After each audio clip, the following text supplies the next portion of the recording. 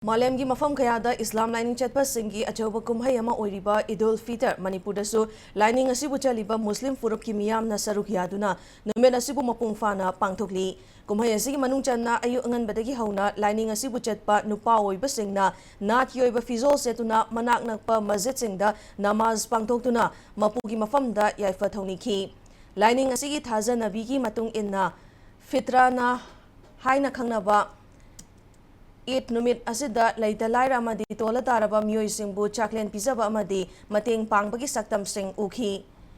idiga yaudringaida natraga namasonba loiraba matungda miyam na magi angamba senfam sing laita laira singidamakta katuna kumhai asi laita laira amadi inakaira khunbagi khenaba laitana pangthokpana kumhai asigi fazaba saktam ama oiri kumhai asigi manung channa yimthong khudingda mathelukoi langnaduna imung manung amadi marumapang sing punna chaklen chaminakhi Sagai on krabi ningo sing nasu mapam lamdamda laktuna mabung maupa amadi mama mapa oiba singda angamba khudol tamduna kumai asida punna saruk yaminabagi mami chawna takhi loinana kumai asigi manung channa idi haina khangnaba pikliba angang singda imung manunggi ahalaman marimata amadi khangna chanaba singna selgi khudol tamnakhi Nakalamaromda kumai asina lamdam asida punna kundaminariba furup khudimakta MLA Nurul Hassana yaifa pauzal piraduna ngasigi numit asidagi tangdu laitaba chakhat lambida hena kumang sausin bangamba kunai ma purakpo oiresanu haina pauzal pikhi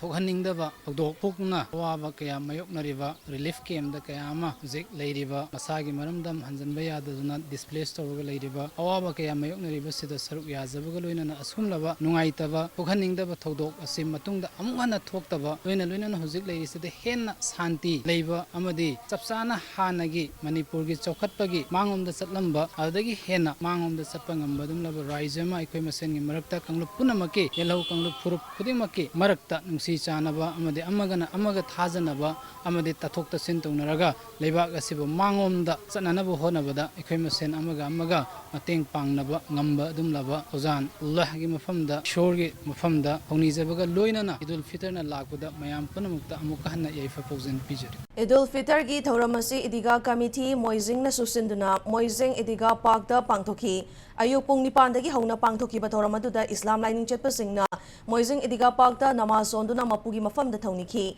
thauramadu saruk yaba lakiba former chief minister Okram Ibobina lamdam asida leiriba miyoi khudimakna miyoi amana pamjaduna chachaba lining ama chatpada hanthana yengbiba tawroidabani aikhoi masalasi amatani lamdam asida tangdu leitaba puraknaba aikhoi pumnamakna thawni minasi haina appeal tawkhi nakalamaromda Mauluvi MV Mufti Akbarna lamdam Hauzik lamdam asida uri batang dulay tadabagi fiba masi yenglaga it ki thauram asi tangay fadana lai ki thauram tamak pangthok nay haina phongdokhi Atuba matamda tangdu laitaba yam tanti oiba Manipur ma purakna koi phurimak nungai minasi haidana ai asi suma nungai ba Eid-Ul-Fitr gi numisleida Manipur da leiba praja section puling makta so apil tawjari koi yamna nungsirana Ingresina leminana ba koi mapuda thongni jersi haiba wapong khasi koi gi tangai fadaba ithoni haina khaladuna koi thawal mojinga sukmatangi koi gi namaz sonba gi thabak thoram asikakta koi pangthokni nakre anataba topa hana gumna mapatamna faringai matamda koi gi kalima bahai musalman singna tawramba koi gi marketing dagi hauraga atopa koi gi harau bagi maram oihaliba maram kaya marum adu koi handaki dasradi koi gi tawjadre